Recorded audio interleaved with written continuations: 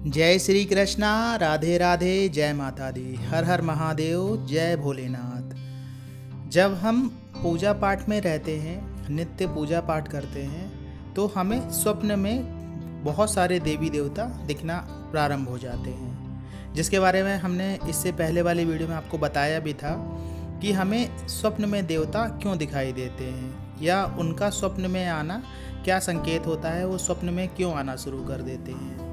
इसी प्रकार से जब हम भगवान भोलेनाथ के बारे में सोचते हैं या उनकी पूजा के बारे में सोचते हैं या भगवान भोलेनाथ का ध्यान करते हैं, पूजा करते हैं, तो आपने देखा होगा कि कई तरह से कई लोगों को भगवान भोलेनाथ के स्वप्न आना शुरू हो जाते हैं। जैसे किसी को भगवान भोलेनाथ के दर्शन हो जाते हैं, तो किसी को भगवान भोलेनाथ का शिवलिंग दिख जाता है, तो किसी को भगवान भोलेनाथ का शिवालय दिख जाएगा, तो किसी को भगवान भोलेनाथ का त्रिशूल दिख जाता है। और कभी कभी भगवान भोलेनाथ के गले का नाग भी लोगों को दिखाई पड़ता है।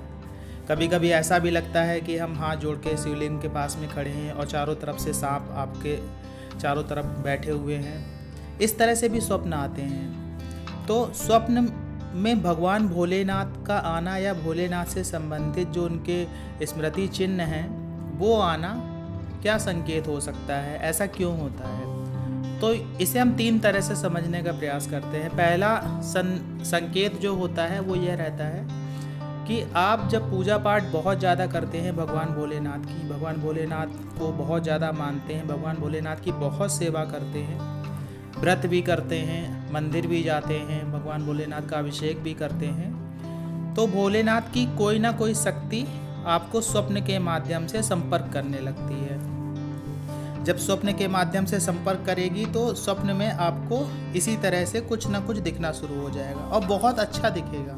और आप उस समय ऐसा महसूस कर रहे होंगे कि जैसे ये सारी चीज़ें आपके सामने हो रही हैं, आप स्वप्न नहीं देख रहे हैं। इस प्रकार आप महसूस करेंगे, इस प्रकार की आपको अनुभूति होगी स्वप्न में। और ये ज़्यादातर जो स्वप्न हैं ये आपको सुबह के समय आएंगे। सुबह जब आप की नींद बहुत ज़्यादा अच्छी होती है, उस समय ये स्वप्न आएंगे आपको, और ये स्वप्न देखने के बाद आपकी नींद जो है खुल भी जाएगी। तो एक तो कारण ये हो गया। दूसरा कारण क्या होता है? दूसरा कारण हम ये समझ सकते हैं कि जब आप भगवान भोलेनाथ की पूजा आराधना करने के प्रति आकर्षित होते हैं, जैसे आप नित्य पूजा करते हैं अपने घर में, सभी देवों की पूजा करते हैं, लेकिन कभी आपका हृदय या आपके मन में इस तरह से विचार आने लगे कि आपको भगवान भोलेनाथ की पूजा करनी चाहिए, या आपके मन में इस तरह से आ जाए कि आपको भगवान भोलेनाथ के व्रत रखने चाहिए। जैसे जो कुंवारे लड़के लड़कियां होते हैं वो भगवान भोलेनाथ की सेवा करना शुरू कर देते हैं, क्योंकि उन्हें अच्छे जीवन साथी की तलाश होती है। तो मन में इस तरह के विचार आना शुरू हो जाए, या आप कहीं आने वाले समय में भगवान भोलेनाथ की सेवा करें, या आप आने वाले समय में भगवान भोलेनाथ के व्रत रखें, तो इस तरह की घटनाएं आपके होने वाले जीवन में जो आप करने वाले हैं, तो इससे पहले भगवान भोलेनाथ के स्वप्न आपको आना शुरू हो जाते हैं। जब आपके भगवान भोलेनाथ के इस तरह से स्वप्न आना शुरू हो जाए,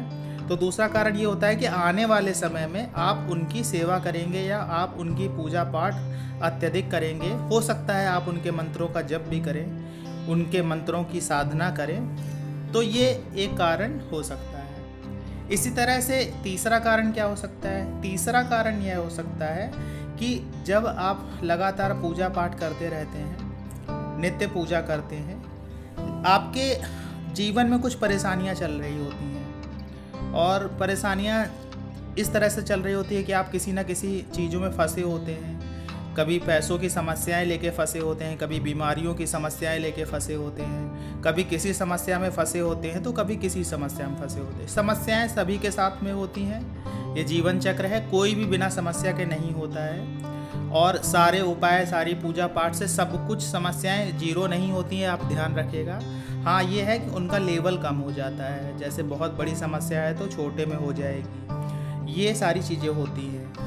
तो आपके जीवन में अगर इस तरह से कुछ परेशानी चल रही है, तो आपको भगवान भोलेनाथ के स्वप्न आना शुरू हो जाते हैं। तो इसका संकेत ये लगाना चाहिए कि हमें अब भगवान भोलेनाथ की शरण में जाना चाहिए और भगवान भोलेनाथ की सेवा करनी चाहिए।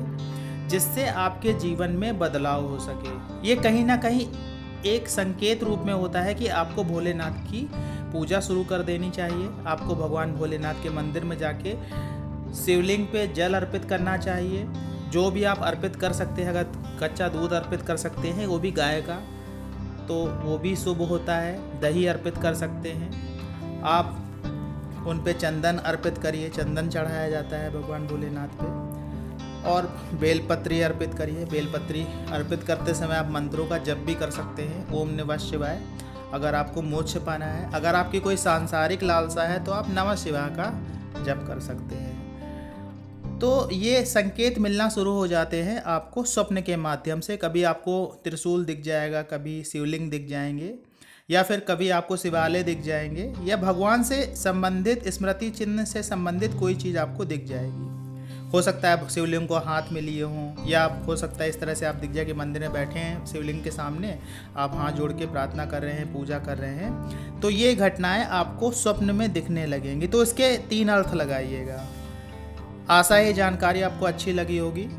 जानकारी अच्छी लगी हो तो वीडियो को लाइक करिएगा। कमेंट्स में जय माता दी, जय श्री कृष्णा, हर हर महादेव लिखिएगा।